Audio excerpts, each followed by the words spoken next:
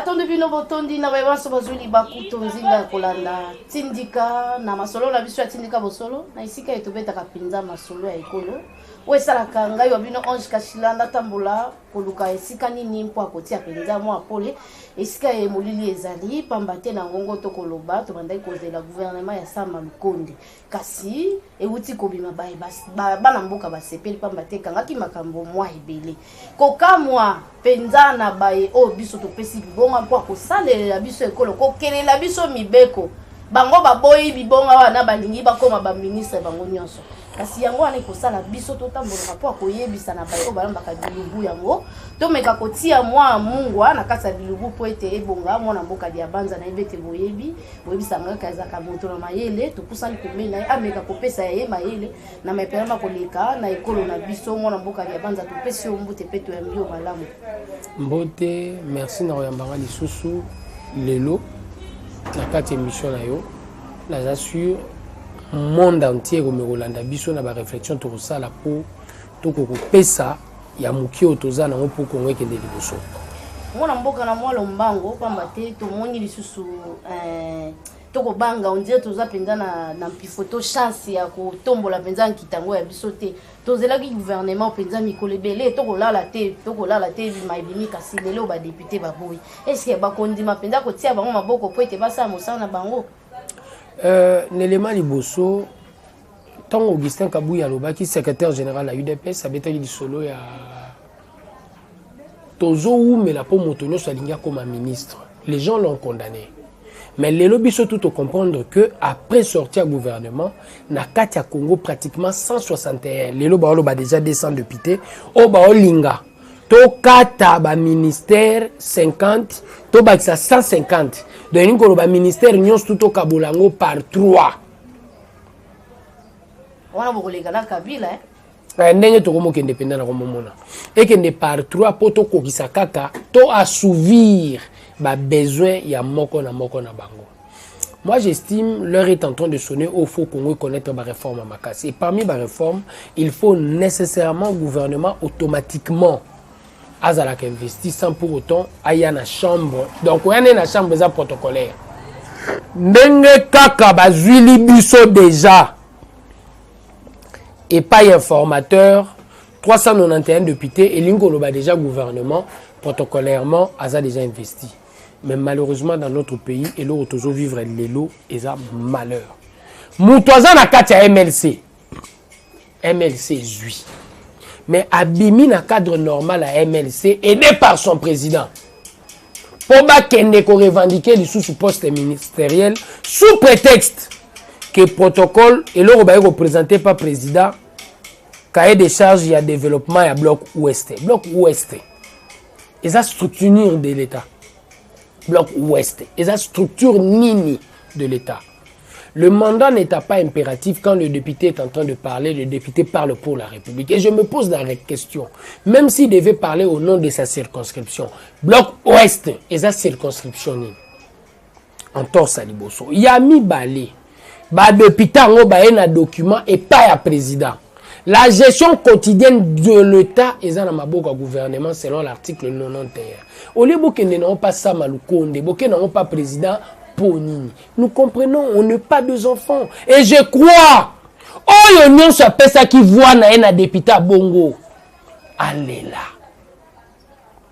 là, parce que c'est malheureux. À aucun moment, le député, on a un rapport dans Rotala, Mboka na biso. Ponini ba olinga ba ministère, place Moïbe à la Ramaka, c'est un ministère. Député comme un millionnaire, mais ministre comme un millionnaire. Kobanga boloko na ebisio ezana ba oyo pe ba oko contourner Congo na ne komi paradis te po nini même biso batuto na se dénonciation na ne komi lolenge na biso te nous devons dénoncer le mal nous devons nous battre pour mboke lo na place où ezalaki 60 ans de gestion ya gang tozo linga mboka elongwa mboka ba gangsteriste ya gangsterisme mais mboka de plus en plus tozo mona mutoto votaki lobby Aolingaza professeur d'université, Aolingaza député, Alingaza ministre, Alingaza mandataire, Popé Mouto Aza suppléant nae. Ce qui moi n'a été, moi si nae. Ce qui moi si n'a été cousin nae. Donc l'argent sera familial. comment on dit, bagangi, la camora, et en a terme mo ba utilisaka. Bagatelle aux alamunene. Bagatelle aux alamunene. En termes, il y a ndenge ba oyiba république. Et moi, je crois, l'heure a sonné au Congolais faut balamuka. Et l'heure a sonné encore au Tozo Sengana président. Président, son capacitaire au dissoudre les alliés, tout dissoudre. Tout dissoudre ensemble. La plupart des députés vont voter, la plupart des députés. Il y a même de ceux-là qui n'étaient pas sur la liste. Et Gozoabiso Moatan, mais tout ça déjà dans la procédure, il y a un animateur à Sika. Aussitôt tu es animateur, aussitôt tu es une élection. Moussala Liboso to pesi bango ba député national. Pour ceux qui te l'avaient classe politique oyo. Sois certain ba oyo bakoya. Na disposition constitutionnelle ya koyeba qu'à n'importe quel moment le président peut dissoudre bakokyo banga. Toyoka mawa, batu bazo kufa na est. Toyoka mawa. Batata bazo futa matema bale kufa ba fonctionnaire bazo vivre malamu te. Toyoka mawa. Tomekoyoka mawa pona mboko. Ngape naza ministrable te. Na bundi na UDPS koleka bato belé babimba ministre. Mais pour nani na oloba te que le Congo doit s'arrêter. Ou l'UDPS doit s'arrêter pour la bimité. Non. Il y a beaucoup de calculs qui entrent en compte géopolitique. Il y a beaucoup de calculs qui entrent en compte représentation de la structure à UDPS. Ce qui n'a pas monanité, faut UDPS s'arrêter. Et pourquoi pas pour le Congo, vous devez comprendre que l'heure a sonné. Oh, il y a une négation caractérisée, il faut changer de mentalité. Pour nous, on n'a pas si. Bonheur à Moutoua qui s'enso, n'est-ce pas, c'est ton bonheur? Bonya bazwa kimbongo. Ça combien zanga place à rouler là. Azaï même pas nanda. Ça combien nongo. Bongo nyon soit toka qui n'est pas comme Mobutu. Et kenda yuapi. Est-ce que vous croyez réellement sobo toki lelo? Si toko sili sa mandat. Ozalaka na mbongo. C'est train de vieux matarate. Mendeko, na évité union sacrée zaki kaka ya bino na MLC toneni po Daniel Mbao penzaza kosila makasi. Eza mutema mabe. Na kati ya MLC, si tu n'as pas été capable de faire valoir ta position, mais tu as tort. Il est plus intelligent que qui? Oh. Est-ce que Bazouite, le MLC a acquiescé et accepté ce qu'on lui a donné? Et en vertu de quel principe? Il faut quitter MLC au salaire raccourci. Et raccourci, nous sommes mafieux. Raccourci, non, c'est mafieux. Nous avons le bango avant. Je l'ai dit, que je trouve très mal Mouto Ebisa Biso, député pétitionnaire Bazwa. Au moni lelo. Na yebiso ko suka ba kosenga mbongo. Ba kosenga mbongo. Basi basenga. Na yebiso ke ba kosenga. Les 200 députés pétitionnaires bazana kacha cop. Congo, jeunesse congolaise, je profite encore de cette occasion et le coup. Aux anapotes, aux partout. Est-ce qu'il n'y a pas possibilité de comprendre réellement que l'heure a sonné? Toi, on a besoin d'un jeune intègre et honnête. Moutazo ta la combat politique par rapport à l'art. A ota la par rapport à ma métier à Kobakisa. A ota la par rapport à ma sanga melaka.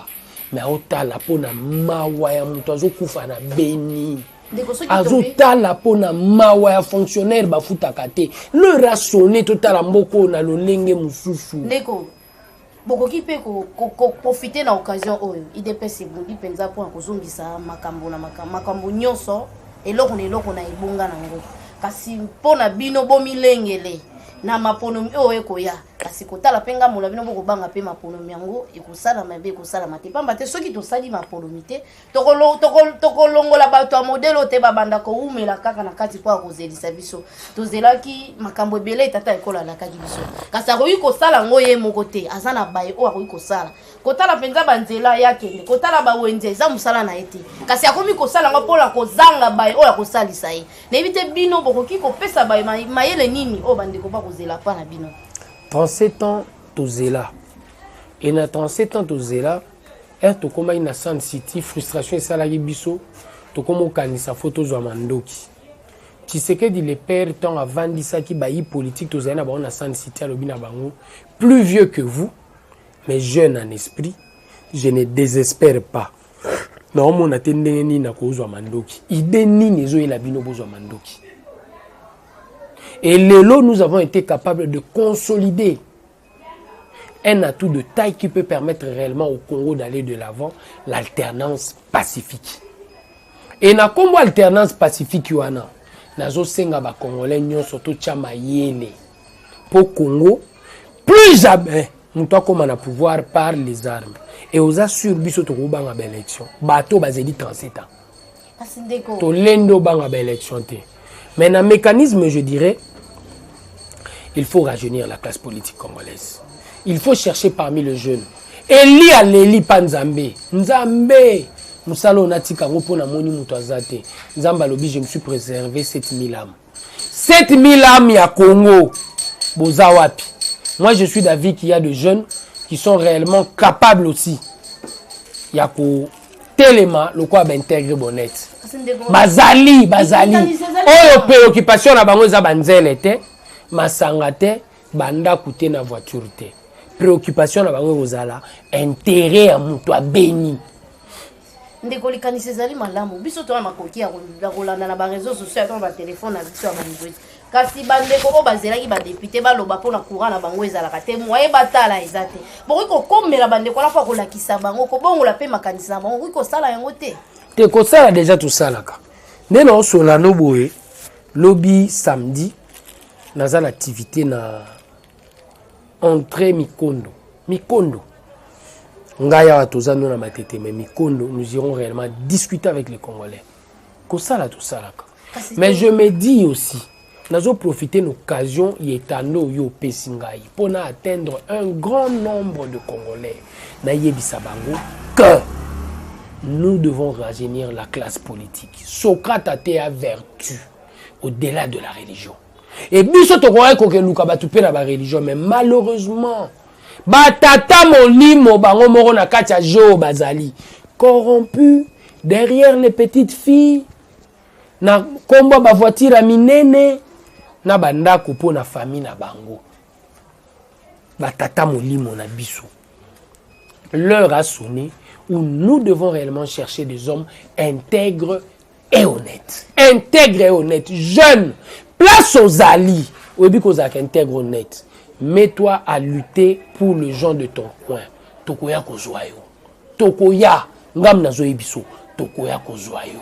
Oza na France, oza na Belgique. Tokoya kozwayo. Oza la na Kasumba Lesa. Oza la wapi na Beni. Oza la na Kimpese. Oza la na Mbanzangungu. Tokoya kozwayo. Tokozoyo atana songololo pour total combien de jeunes autres qui déjà et je suis d'avis que les 7000 âmes réservées par le Seigneur pour Eli na Congo pe bazar kasi ndeko moi tango etikali mokibo bobangi komi kosala biso pamba te bato ba kosala biso musala baza penza na bosenga to baza na bolingo wana kosala biso musala te kasi moyeza kosenga tata ekolo ameka kosala lokwa nani muza sala ki azwaki na ba institution ti ya pe misi yango ekota malili pamba te ko chauffer akomi konomeka kana 0000 b eleza eza likolo pamba te yenda kozala likolo ya wana bobangi kosala biso disponibilité eza na opposition eza na solution eza na kati ya constitution dissoudre. Élément essentiel au présent ko sala na contexte oyo soki ba lingi ba mema biso na milinga mosolo te intérêt za investissement pour l'intérêt de notre patron qui est le peuple congolais. Ce qui est pour le peuple congolais toko dissoudre. Mais le président ne peut pas dissoudre pour son intérêt ou pour l'intérêt de 3 ou 4 personnes, mais l'intérêt doit être l'intérêt de notre peuple. Et ce qui est pour le peuple, on va le faire. Moi, je vais profiter de yo, le coup za moko ya ba UDPS, ba ndeko na biso ya mwanda ba Rolanda, to beta ki mwa tour moko ezaki mwa ko bomba na pamba te ezaki penza na papete ko pesa biso ndingisa ya kotia penza mwa bilili po ko lakisa bino kasi bandeko bazali kuna na ngamo mwanda mwa mbutu ezali eza penza deka ko simba te ko to ko simba to na otali penza makambo ko kende kitoko te na ebite bazana bosenga ba biloko ebele bana bosenga ba drapeau ba polo ba photo atata ekolo eza penza te na ibite yo po atoza na makokite kasi monoko na o ko sala na profiter l'occasion pour na Sabino bande ko na biso a Mwanda Augustin Kabuya secrétaire général azoya wana d'ici là azo banda par kisantu Mbanzangungu après Mbanzangungu akozonga boye puis atali Matadi Boma Mwanda azoya akoya na babiloko ya parti pour ameka réellement pour objectif eza installer redynamiser le parti par l'installation de fédération et musala wana zo sala pour le parti boyamba makasi boyamba malamu boyamba mwana mboko Augustin Kabuya Chilumba pour musala kende de l'avant mwana mboka na ibite yo poko kiko bakisa yo nini gouvernement yango ye baboya balinga basi bazali wana oyi ko yebisa na bango lolenge nini o bango ba ko sala peza musala pamba te biso to kozela penza bango na motema mobimba. Peuple congolais, c'est à vous que je m'adresse. Le Congo c'est notre patrimoine. Partout aux a meka koteleme la Congo.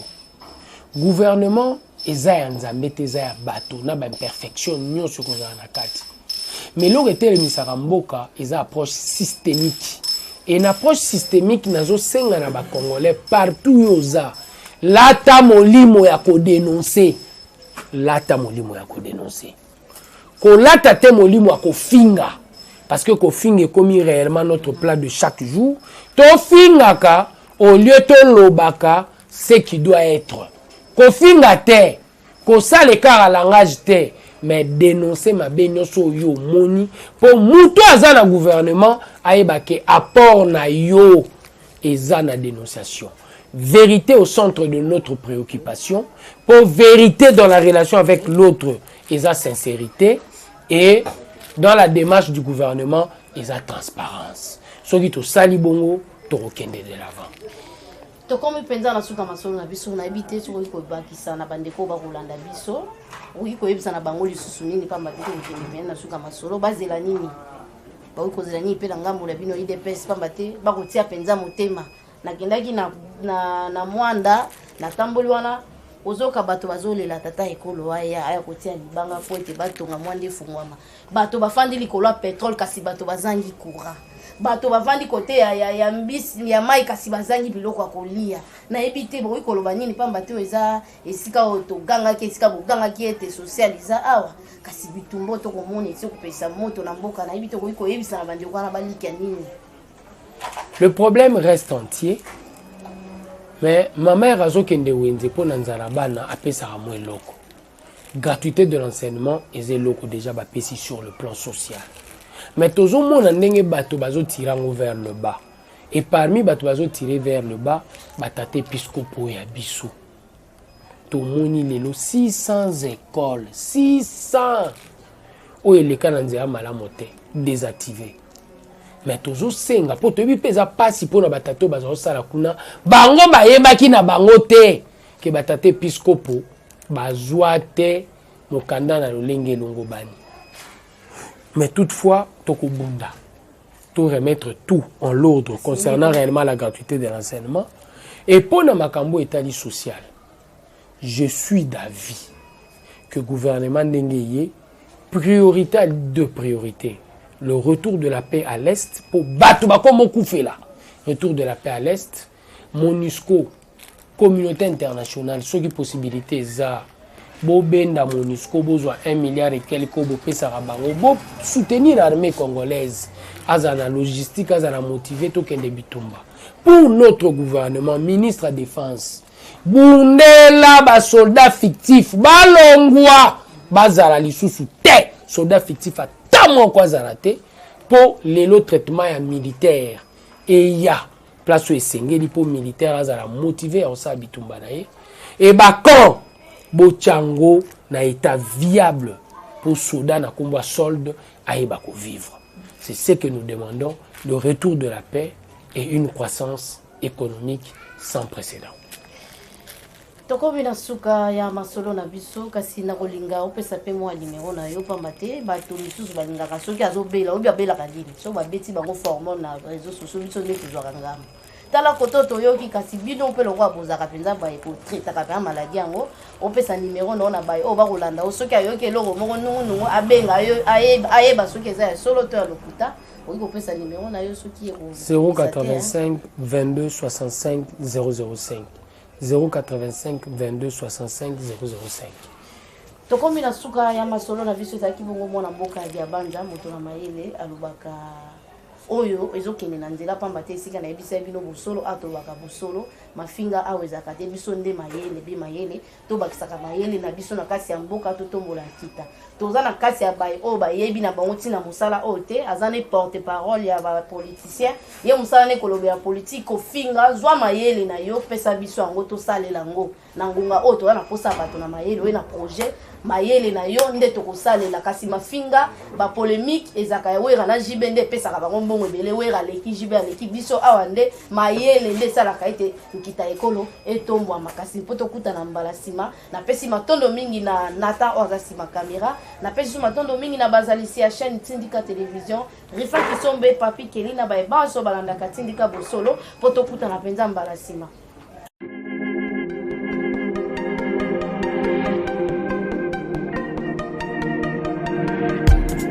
Après 25 ans d'expérience, eh oui, de 1995 jusqu'à ce jour, Eltonstar, l'unique shop congolais de Londres, la Grande-Bretagne, il est long, et ça lui cause la fierté à la communauté Nabiso, et surtout, il y a un homme d'affaires congolais sérieux dans la diaspora.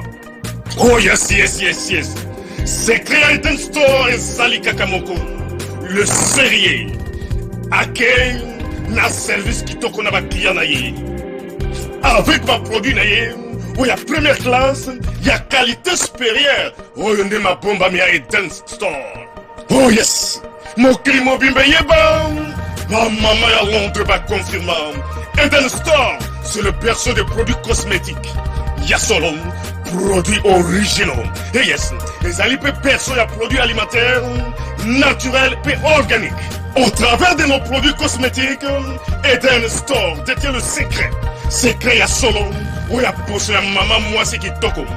Poso ya moi so penza basali kolula, poso ya moi so mobala kotala ya lembate.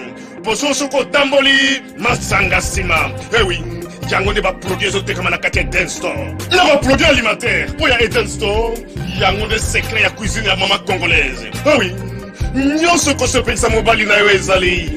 Pondu, matembele, ngai, ndole, fumbwa, ndunda, bilembwe, oyo nyonso penza, oyo kobonga pona cuisine na ezali. Oh yes, yes, yes.